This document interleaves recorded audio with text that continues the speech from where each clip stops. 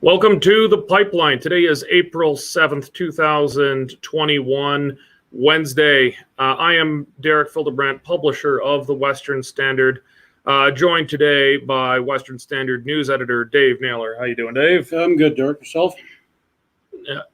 Injured, like everyone else in this office. Yes, seems. That's right. We're all hobbling around. But no COVID. None of us have COVID.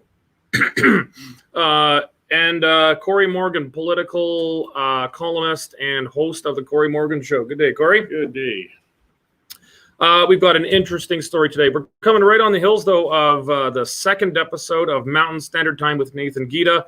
I hope you've enjoyed his show, bringing a British Columbia perspective to the Western Standard. As I've mentioned before, I've been working hard to become the Western Standard, truly, not just the Alberta Plus Standard. Really happy with how his show's been going so far. Before we get in, we got to go through a couple quick things. Just a reminder that if you're not yet a member of the Western Standard, you should be. Go to westernstandardonline.com/membership. Sign up for, you can try it free for 15 days. You can try it for $10 a month or just $99 for the whole year. Save $21 on your membership. You're supporting bailout-free, independent Western media. We don't take a penny from the government. So we need you, if you enjoy the content you're seeing here, to step up and become a member. And also, you can check us out on your favorite podcast app. We're not just on Facebook and YouTube. We are now really, I think our subscriptions are really taking off on our podcast, on the podcast side of things. Check us out on your favorite podcast app. Today's show is sponsored by Kyron's Way, kyronsway.com. You go there. Get more information about getting non-pharmaceutical, non-medical treatments and programs dealing with stress relief, anxiety. Really great products that are extremely affordable, cheaper than a lot of the other alternatives that are out there to help you cope with stressful and very anxious times right now. Check out kyronsway.com for more information. Well, today's show, we're going to be dealing with a couple really big hot topics. Jason Kenney has put Alberta under a third lockdown. You've already had 2 lockdowns. Yes, but what about third lockdown? Well, we're going to talk about third lockdown today. Part of that lockdown was shocking news this morning that the Alberta RCMP, under orders of the provincial government and Alberta Health Services, have raided and barricaded the Grace Life Church in Stony Plain, Alberta, just west of Edmonton. Incredible stuff. I couldn't believe my eyes. And I am used to seeing some pretty crazy shit right now. And news that I'm sure many viewers will have an opinion on. Calgary Mayor Nenshi will not seek re-election. And Dave will tell us why so much of the mainstream media are very upset with him for having the exclusive scoop on it. So we'll start off with Kenney putting Alberta under a third lockdown. Incredible stuff. We've had 2 lockdowns now already. The second lockdown essentially started to break early in the new year when restaurant owners just said, screw it, I'm going to go out of business if I don't reopen. And that started a real chain reaction across the province of these rogue restaurants, really, that forced the government's hand here, that there was a minor caucus revolt. We had this staged reopening. Kenney, we would meet these targets, and Kenney would say, no, we're not going to do it anyway. And then there'd be a bit of a caucus revolt from Conservative members and voters, and then he'd back down. Seems he's not backing down now. In fact, he is doubling down. He is quadrupling down. He is going down hard right now, I think in more than one way right now. We're now into a Friday. As of Friday, we're going to be in a hard lockdown. Dave, why don't you tell us what the hell's happening? What a busy news week already, Derek, and it's only Wednesday. Yeah, it's like an episode of Back to the Future. We're now back to phase 1 of lockdown rules and regulations in Alberta. Some stuff like retail occupancy rates came into effect immediately. Other things like shutting down indoor dining comes at 11:59 p.m. on Thursday afternoon. But they are going to allow patios to remain open.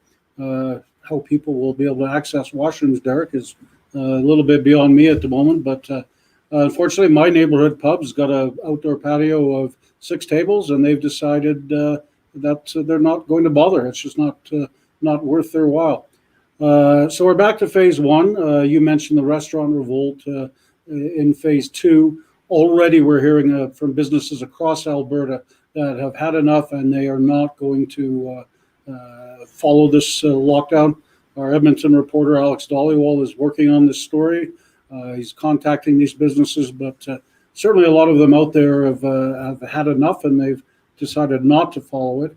And it's also caused a bit of a revolt in the conservative movement. Federal conservative health critic Michelle Rebel, obviously an MLA from Calgary, has tweeted her disappointment in Kenney's move, saying there should be a better path forward. Numerous UCP MLAs have already come out and blasted the idea. Angela Pitt, Nathan Cooper, Drew Barnes, Jason Stefan have all issued statements saying this is not the right thing to do. So I've got that story up on the Western Standard online site now, and that'll be being updated throughout the day as various other people come forward. But I think Kenny's got a growing revolt on his hands, Derek, and we'll talk about it later with Grace Life Church. But when people see what's happening there, they may just wonder what the hell kind of country we're living in.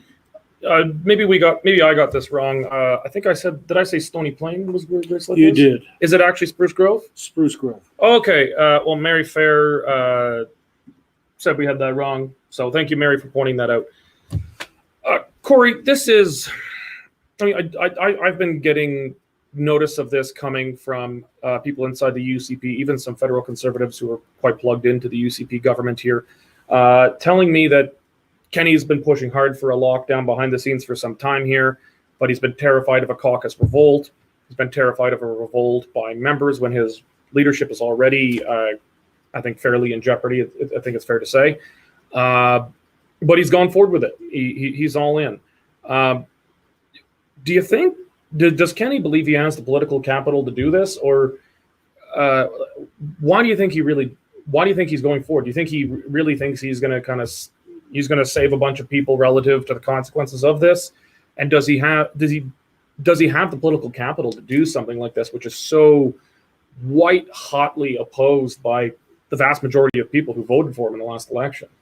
Well, there's a few things going on. I mean, the first part is if a person really believes these restrictions will slow the thing and save lives, which is very questionable. We've seen enough over the last year, areas where the experts all said there's going to be explosive infections because of reduced lockdowns. Those exploding infections didn't happen. Other areas with very strong restrictions and their infections are as high or even sometimes more than other areas. But if you truly believe that this will work, if this will save lives, you do have to give a little bit of sympathy. If you're in the premier's shoes and you think, if I do this, some people will not die, that gives you quite a motivation to push ahead, even if it may trouble your caucus, may trouble your supporters, may trouble your base. If enough of those experts, and I swear I'll never be able to write experts without quotes around it again, but if he's surrounded by them, they're constantly talking in his ears, they're constantly giving the sob stories from hospital and so on of people who probably would have passed anyways within a few weeks, but whatever, that's a separate discussion. He's concerned. I mean, he's not totally heartless. He thinks he's saving people, but the capital he's expending on it is something else. And there was a lot to be read into yesterday. He definitely allowed his MLAs to give voice to it. He knows there's a threat there because he didn't say we're also going to crack down on our representatives and not let them speak up on this. He said right off the bat, they're going to speak up. We're going to hear from others. One thing, and I'm not giving him a lot of credit this week for a number of things. I mean, my column wasn't exactly nice to him, but I was happy at least to see he came out and took his lumps. I mean, other times it's been a negative announcement. He just leaves it to Shandro and he vanishes. So he was there in person. Noticeably, he didn't take any questions from the Western Standard or even Rick Bell today. No, he seems this kind of thing. He's only willing to take criticism from the left. He's not, so when you get media outlets like us, Rick Bell, stuff like that, he's just terrified of that. So he wouldn't even take questions from anyone who might question what he's doing from a more conservative perspective. And it's still not enough. Notley's still doing cartwheels. She's still accusing him of everything she's accused him of. Now they're all over him saying, well, how are you going to save all the businesses you just crushed? Which is a good question. Because every time they do this, a number of businesses don't come back. and it's their final straw. And with these ever moving goalposts, I mean, the only thing that stopped the revolt before, as you were talking about, was that they put a light at the end of the tunnel. They said, look, everybody, if you follow the rules and we hit these benchmarks, this is what we're going to do. And yesterday he came up and said, well, there's variance, so that was all bullshit. We've moved the goalposts, and now this is what you got to do. And you know what? I don't believe him. I don't believe him. I don't know what's going to come up next time. Business owners don't know what's going to come up next time. Why sink yourself further in debt? Though they're probably maxed their credit cards and taken every program already. I mean, the CFIB put out what your average small business has taken on over $100,000 in debt just this year. It's killing them. It's just killing them. And how can you plan and borrow and take a chance again when you don't know what they're going to say 3 weeks from now? They keep saying that this is what's going to happen, but I don't believe them. I just don't believe them anymore. Yeah, well, judging by the comments, I don't think many people who voted UCP do. I've come to understand during this pandemic that if you want to know what Jason Kenney's going to do in a week, look at what Rachel Notley is saying today. Rachel Notley comes out. She's always saying harder lockdowns. She called for the complete government forced closure of the church. She has called for harder lockdowns. She calls for harder mask mandates and everything. And Kenney always says, no, you're being too draconian. And then a week later, he pretty much always does exactly what she says. Dave, where is Rachel? Maybe you can actually give it from both sides. What's been the reaction from Rachel Notley on the left and say Paul Hinman and Wild Rose on the right? Rachel Notley's been very quiet on Twitter about the lockdown. She's been tweeting the last 24 hours mainly about the new UCP curriculum. But before that, she was quite vocal in demanding that Premier Kenney go back into the third wave. The far right with the Paul Hinmans, he'll be furious, absolutely furious. He's been calling for the lockdown stand basically since day one with some very strong language. I think it's interesting to note what's happening in Ontario right now. They had 3,200 new cases today. And that's pretty well comparable on a per capita basis to what Alberta's been getting. Premier Ford in Ontario issued a stay-at-home order today. Looks like they're going to be canceling in-class learnings. And of course, the big concern now that Premier Kenney and Dr. Hinshaw bring up are variants. And the variants are really growing exponentially in Alberta. I think we had over 600 variants yesterday, and that's that's been growing at an incredible rate. So, Kenney seems to be really, really caught between a rock and a hard place, and I think you guys are right when he says, "Well, if I can save one life, maybe it's better than all these businesses going under." But remains to be seen what his electorate think. Well, let's segue in because I have a feeling that the Conservative electorate in Alberta is probably not very happy about police raiding a church and barricading it. I have never seen that in Canada. As far as I'm aware, there's no Waco incident with everybody inside with guns. There's no hostages that I'm aware of. It's just they hold services. So this morning, I come into the office and we start getting these bizarre reports.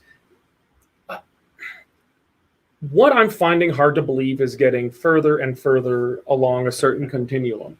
I wouldn't have even believed that Kenney would do a third lockdown, but it seemed that churches were winning, independent restaurants were winning. They seem to have decided that they're going to tighten the fist rather than open up a hand. People have lost, as you put it really well in your column, Corey. A lot of people believe that Kenney and the UCP have lost the moral right to govern right now. The Snowbird scandal certainly did not help their credibility about us all being in this together. Lockdowns are clearly not working. If they worked, the first or the second probably would have worked. They didn't. They're temporary measures that destroy the economy and destroy society in the meantime. And maybe they bring things, cases down a little bit, but it requires mass 99% plus compliance. We didn't have compliant. We probably had maybe 50% compliance before this lockdown. Right now, they seem to be just tightening an iron fist. and they're sending a message that civil disobedience will not be tolerated anymore. I think they're trying to send a clear message to the independent restaurants who are thinking they might refuse to comply with the lockdown, shutdown order, and to other churches. I want to know, well, maybe we'll go to Dave first. I should have gone to Dave already. Dave, why don't you just tell us with how this developed this morning with the incredible sight of seeing the Grace Life Church barricaded, surrounded by armed police officers? As you said, Derek, it was a truly shocking incident. AHS had finally reached their tipping point. They'd had enough of Pastor James Coates and Grace Life Church being packed to the rafters with hundreds of people every Sunday, and this last week, Good Friday as well. Coates, you'll remember, was jailed for 35 days for basically ignoring repeated requests, repeated RCMP tickets and whatnot. He just kept going, and he refused bail conditions that he would have had to stop preaching. He stood by his beliefs and suffered more than a month in jail. He got out and back to where we started, preaching again. So dawn raid this morning, Derek, AHS, along with numerous RCMP officers, arrived and quickly constructed a plywood barricade all around the church. Absolutely incredible. Never seen anything like it before. But they obviously had to do something because the Grace Life was basically thumbing their nose at COVID laws, and they had finally reached their tipping point.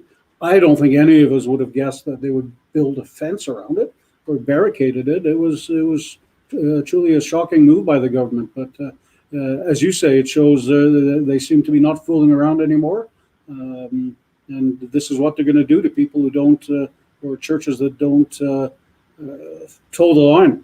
There's obviously been churches in Calgary that have also refused to close and have continued with Sunday services. So it'll be interesting to see if they get boarded up in the next day or two. Corey, correct me, I want to know if you disagree, but I think a move this politically explosive would not have been undertaken by the police and AHS without consulting the government, the Attorney General, and therefore the Premier. This is clearly a politically loaded situation. While the police don't directly report to the government, AHS does. And technically, this was AHS just being carried out by police. AHS said we need men with guns to enforce this. So first, I want to know, what degree do you think there was political involvement or sign off on the raid and barricading of Grace Life Church? And second, what is going to be the fallout from these images when we look at a church being surrounded like it was a meth lab, being walled off by armed police? Yeah, well, as if the imagery wasn't bad enough to have a pastor locked up for a month that made international news. They decided to outdo themselves and put international imagery, and this is going to go around again, of what is supposed to be a democratic developed nation actually boarding up a religious institution. It is just insane. But it was a political decision. I'm sure it was done after a lot of thought. And as David been talking about, and as we know, the last time that, and you know what, they've never willingly caved on these restrictions. The last time they caved was only because churches and restaurants and others, I mean, it was starting a domino effect. We were starting to see others raising their hands saying, you know what, I'm going to open in defiance, and I'm going to open in defiance. And that's when they brought in those phase steps, and they did cool it down for a while. They know this time that they're going to be furious. They know there's going to be rebellion. You know what, if I was a dictatorial authoritarian and I wanted to get this to work, I would do the same thing, because they want to make an example right off the start. And I noticed a couple of restaurants already on social media have said, we're going to defy the order. And I'll bet you it's not going to be polite police and AHS showing up now and handing out a ticket or a warning. They're going to treat them like the church. They're going to lock that place up. They are going to try and nip this in the bud. And it's only going to go one of two ways. They're either going to actually cow these churches and restaurants, or they're just going to inflame them. And they are going to have a real problem on their hands, because I could see other religious institutions starting to circle the wagons and say, hey, you've gone too far. we weren't with this, we weren't doing that, but we are not going to let a government shut down churches and other restaurants. Again, their backs on the wall. They're facing bankruptcy. Hey, guess what, Jason? You can only bankrupt them once. So they got nothing to lose in staying open anymore. They really don't. So he's taking a real gamble here. He really is. And this could ignite a pushback like he hasn't seen before. I did go out last week. I went to see the protests in Princess Island. They talked about chemtrails and a whole number of other crazy crap. So unfortunately, from the stage or just signs? From the stage. That was their main speaker, their first speaker. From the stage, they had people going on about chemtrail conspiracies? Yep. He was saying he met with Justin Trudeau because Justin Trudeau wanted them to run for his party. And then he said, and I held Justin's hand. I posted the recording of it on my own channel and things, and asked him about the chemtrails, and Justin turned all red and turned away because they are trying to eugenics and control our minds. So either way, that's a digression, but unfortunately that groundswell of people, common citizens getting up and rebelling obviously isn't happening, and it won't with that crowd. But we are seeing it with businesses and churches, and if this sort of thing keeps up, again, it'll go one of two ways. Either they will all back down and we're going to live in this police state, or the churches and restaurants are going to say, no, we are not complying this time. It's going to be a very interesting week to watch. That is the big question. Is this crackdown going to be hard enough to scare churches, scare businesses into compliance, or is it going to inflame the backlash? Dave, I know you and Alex Dollywall, who we have in Edmonton, have been working on this, particularly with some of the restaurants and businesses. What are we seeing so far from some of these businesses that refused, who reopened illegally in the restaurant revolution early in the new year? What are we hearing from them? Well, I don't think they're going to close, and we're hearing from even more businesses, new businesses that weren't involved in the first lockdown or went along with all the regulations. They've had enough. Corey just hit the head perfectly. I think you can only bankrupt a business once. For many people, this is their only livelihood. This is what they've invested their lives in, and they're, as Corey mentioned already, they're taking on hundreds of thousands of dollars worth of debt in each business. How much can they take? Somewhere they're going to draw the line, and at some point they're going to say, to heck with it. We're going to keep our doors open, and hey, all the other tickets have been thrown out so far. If I was a restaurant owner, I'd be saying the same thing. There's not a single ticket that's stuck. So I'm going to have a go at it. In my neighborhood pub, they apparently showed Kenny's announcement on the big screen TV. It was met with resounding boos. Kenny got booed at your pub? Kenny got booed at my pub. You almost live in his riding. Well, I almost live in his riding. It's a very conservative riding. And the people in there are frankly angry now. They're past the resignation stage. They're into angry. And I think you're going to see more and more businesses stay open. We're staying open, aren't we, Derek?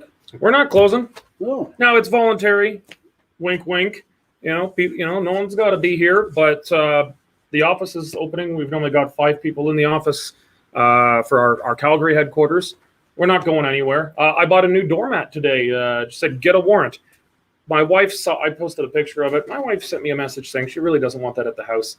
I might put it at the office here because this is still private property, and I'll be damned if we let anyone in here without a warrant who isn't invited in. Yeah, well, that's what I'm sure you've all seen the video of Arthur Pawlowski and what he did to Calgary police and bylaw officers and AHS when they raided his church on Good Friday. He refused to let them in, told them to come back when they had a warrant, called them all sorts of names, Nazis and scum and Gestapo, and increasingly raised his voice to a yelling pitch. But the authorities, in the end, they just slinked away down the road. I'm sure the officers themselves felt guilty. They're only following their orders. But they should have known better to go into a place, a church, without. Well, they were ordered to do something illegal. I mean, the police could be ordered to do something that is wrong, like, I don't know, beating up people for playing hockey. But in this case, the police were performing an illegal action. They entered the church without a warrant. They must be invited into a private property. They were not invited in. They just walked right in like they own the place. And whatever else you think of, how do you say his last name again? Pawlowski. Pawlowski? Pawlowski. Yeah. It's a difficult Polish name, Pawlowski. Whatever you think of Pastor Pawlowski, that is, I think the names, I mean, he has every right to call him that. I personally maybe wouldn't have used the names, but whatever, that's within his rights.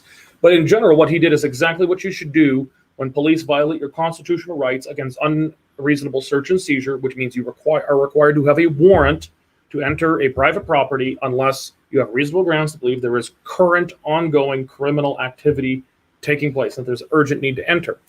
And everybody needs to know this is not under criminal law. This is provincial statute. It is under the same category as getting a speeding ticket. They can fine you, they can even jail you in some circumstances, but it's not criminal law. And the police can only enforce criminal law in that respect with a warrant. You cannot violate the need to have a warrant over a provincial statute, even if you know that they're doing something wrong. No. So if it's like a noise complaint, you can't just barge into someone's house. So what he did, though, is essentially exactly what you should do. Do not let them speak. Do not let them justify their illegal presence. You just say, get out. You cannot return without a warrant. They'll say something again, as they did. He says, get out. Do not come back without a warrant. Do not let them get a word in. They are breaking the law. They are breaking your constitutional freedoms. Do not require any agent of the government onto your private property unless you want them there or if they have a warrant. That's it.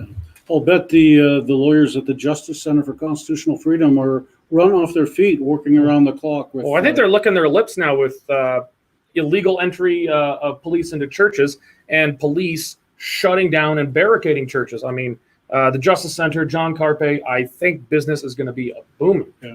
I did a story earlier this week about a poor Manitoba woman had to go down to the States for some medical treatment, came back across the border, and her PCR test had run out 2 hours ago. Imagine that, 2 hours you're late, and all the tests were negative. They took her to a COVID isolation center, kept her there, and fined $18,000 this family. Her mother, and her 3 kids. $18,000. The JCCF represented them, and hey, guess what? The charges were dropped. Well, we've had them on before. I don't know if any of them are watching right now, but you go to jccf.ca/donate. That'll go to the Justice Center for Constitutional Freedoms. These guys really have, without the work they've been doing, I think things would be even worse. Governments will do every single thing they think they can get away with. And we've got a group out there that is making the government sweat. So I'm really to have them out there. I hope everybody will consider donating. Corey, anything else on the rating of churches here? No, just likewise. And I appreciate Carpe and the others with the Justice Center standing up for him. I mean, Art Pawlowski, yeah, I'm not a fan of him or his style of promotions or some of his thoughts, but this was odious. He has every right to be Art Pawlowski. He has every right to have his congregation, to have his rights to property. And as you said, that's the way to deal with it. Don't negotiate. There's nothing to negotiate. Come back with a court order if you want to go that route. Otherwise, there's nothing else to talk about. And it is a tip for other churches because you know what? As I said, they boarded up that one. They're ready to board up others. So we'll see if they spring up and we'll see what happens. Yeah. Okay, well, we're going to turn to happier news. Calgary Mayor Naheed Nenshi has announced that he is not seeking re-election. I think this has been a very poorly kept secret for quite some time, but we were waiting for when it was going to officially come. I guess, he had a press conference scheduled for 5:15 Calgary's time yesterday, and the press were all behaving themselves in an embargoed lockup, and then someone kind of wrecked their day. Dave, why don't you tell us about the big scoop? Yeah, sorry, Mayor Nenshi. It was me that wrecked your day. As you said, all the media had been told at City Hall that this was going to happen, and they had to sign an embargo saying they wouldn't say anything about it until 5:15. But the city doesn't invite us to their events, so we knew nothing about the embargo. But I don't think we would have signed it anyways, would we? But we didn't know anything about it. The sources started getting to us early afternoon, telling us what was going to happen. So we went with it. had it before all the other media. Nenshi himself said it was maybe time to let somebody else in. He's been there since 2010. I'm sure you guys will talk about some of his highlights and lowlights. Interestingly, our sources say, the same ones who told us he was going to resign, say he's going to throw his support behind Councillor Judy Gondek in the upcoming election. Her and Councillor Farkas, Jeremy Farkas, seem to be the front runners at the moment, and Nenshi and Gondek have been friends for a while, supportive of each other on council. And interestingly, Derek, Gondek's campaign is being run by Stephen Carter. You'll remember him from Nenshi's first election in 2010. He helped get Nenshi elected. Also did some work for Alison Redford. He, after a few months, left there with a handsome package. Very handsome. Very handsome package. One of the greatest front pages in Calgary Sun history there. I think I was the one who foiped and got that. I think I was the one who got his severance up there. Oh, good for you. That's why he likes me so much, and There why you he go. continues to threaten. He stopped threatening to sue the Western Standard after we did some news. Yeah. But if you're watching, Stephen, our address is 1220 717 7th Avenue, Southwest Calgary. We're still waiting for your lawyer's letter with the lawsuit. You said you were going to do it if we did this story. There must be a problem. I know COVID maybe has slowed down the mail. Maybe. Canada Post moves a little slowly, but we're still what waiting for you. Derek's talking about is we broke a story earlier this year about Gondek sending out a very expensive mail out to all the homes across the city. A former alderman came forward and wrote to the elections officer demanding an investigation, saying that she used third-party fundraising for it. Stephen Carter denied that. He said the cost was about $37,000, if I remember. It was paid directly out of campaign funds. We went with the story on the former alderman demanding an investigation. Stephen Carter hid out on social media, threatening to sue us, asking for the names of our lawyers. But as you said, nothing yet. We've provided him all the information. I even gave him our mailing address, full postal code, and gave him the name, the name and address of our lawyer, where to send this to. Nothing from him. I'm disappointed. Slap lawsuits, that's what they're all about. Yeah. Well, Corey, you're a big fan of Mayor Nenshi. Oh, yes. His purpleness. Why do you think he's decided not to run? There's a few reasons. I mean, to give a little more background, just to come back to Carter, because one of the things we have is a non-partisan system. But what you get then is informal parties, and you get alliances, and you get groups. And a common denominator you see in the Nenshi alliance is Stephen Carter. And you see in the same tactic being used. Nobody likes to run against an incumbent in the city. It's very difficult to unseat them. So Drew Farrell has managed to keep that spot forever. And now, had Nenshi stayed in for quite some time, a lot of people didn't enter the races because they figured, well, I just don't want to go head-to-head with those incumbents. But you note that Drew hung on for a very long time before announcing she wasn't going to run again. Meanwhile, Stephen Carter's partner, Heather McRae, was entrenching her campaign in Ward 7. It would seem almost like she knew that Drew wasn't going to run, but Drew was kindly creating interference to make sure nobody else entered the field. Enter the mayoral race. Head Nenshi knew a long time ago he was going to run again. There's no doubt about that. I mean, the guy looks ahead. He's smart. He's a strategist. He knows, too, that he's more vulnerable. He would have been more vulnerable running for mayor this time than any other time before. So he would have kicked that campaign off in December. I mean, you want to raise funds. You want to get the troops on the ground. Jeremy Farkas is breathing down your neck. You've got to get out there and make sure you win this, because he doesn't want to go out with the elector's foot on his butt. He decided not to run, in my view. It's still opinion. But then sat there and played interference for a few months, too, because he wants Jody Gondek to replace him. This way others aren't entering the field. He keeps it uncluttered. No coincidence, her campaign manager is Stephen Carter. The bigger question now is, what's he plan to do? I mean, she's 49 years old. He's got lots of ambition still. He's not retiring at this point, though he does have 3 pensions to sit on. he's going to be going somewhere else. Is it going to be federal politics? There was, I believe, last fall he was over meeting with Trudeau. Were they arranging something? Would it be senators? There are some Senate seats coming up, and I'm pretty sure they're not going to be filled with whoever Albertans elect. No. So perhaps we'll be seeing Senator Nenshi, or perhaps he might run in the coming federal election. I mean, if he could get a toehold with a federal seat in Alberta, that's a guaranteed cabinet spot, and maybe he's got his purple eyes looking at the big throne, though he doesn't play well with others. So, I mean, in a party circumstance, he could have a really hard time. There were some Twitter talk last night about, hey, we need a governor general. And his purpleness. Yes. I think all that pomp and ceremony that comes with that job, that would feed his ego to no end. If he gets to wear a crown, he might do it. A career like that with people gushing around him could be his dream job. But the other thing we didn't talk about that my story did that none of the other mainstream media didn't even touch is Nenshi has to go to court in June in a lawsuit by Calgary businessman Mike Taringo. Taringo is alleging Nenshi breached the Municipal Government Act, and I hate this word because I can never say it right. Punitionary. Oh, that was a weird word. Duties.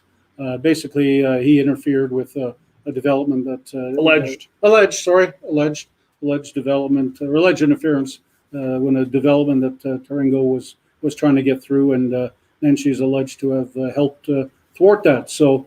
Having to go to court and deal with that, just a few months before the election would have been another problem for the mayor. Yeah, it'd be odd timing. Well, Nenshi's biggest enemy has always been his own bloody mouth and his arrogance that just won't let him temper it. And we saw that with the lawsuit that was settled with Cal Wenzel, and with Uber, he came really close there too with his Boston Lyft ride there when he made up a story about Uber putting sex offenders in their cars. I mean, could he take another bunch of that coming on? Another lawsuit dogging him when he wants to focus on a campaign. It could have been the final straw. He's known it's been coming for a while. Yeah. Okay, well, we're going to wrap it up there. I want to thank everyone who's become a member of the Western Standard. Our memberships have exploded. They're up over February, up almost 1,000%. It's we're in a completely different ballpark. We really want to thank our members. If you're not yet a member, go to westernstandardonline.com/membership. Try it out free for 15 days. If you like it, it's $10 a month from there, or you can get a significant discount if you buy an annual membership. Remember, if you're watching us live right now on Facebook or YouTube, you can also catch up with us, watch it anytime you want on your favorite podcast app. Just look up the Western Standard and you'll get all of our shows from there. And today's show, again, was sponsored by Kyron's Way. A lot of people are losing their minds right now. Make sure you're not one of them. Kyron's Way provides holistic, non-pharmaceutical, non-medical treatments for things like stress relief and anxiety. Check out chironsway.com for more information. They're a great sponsor of the Western Standard. If they're the kind of service, if they're providing the kind of service that you feel you need, try to give them some business. Small businesses need all the help they can right now. Well, thank you all very much, Dave, Corey, for joining me today. Get Nathan's show tomorrow, actually. Oh, yeah. See, Corey's on this kind of thing. Mountain Standard Time is on again tomorrow with Nathan Gita, our BC political columnist and host of the Mountain Standard Time show. It is on every Tuesday, Wednesday, and Thursday at 10 a.m. Mountain Standard Time or 9 a.m. Pacific Standard Time. So that's a daily slot that's important to watch. And of course, Corey's show is on the Corey Morgan Show every Monday and Friday at the same time, 10 Mountain, 9 Pacific. Thank you all very much for joining me today. It's been a blast. Great comments, great questions. Have a good day. God bless.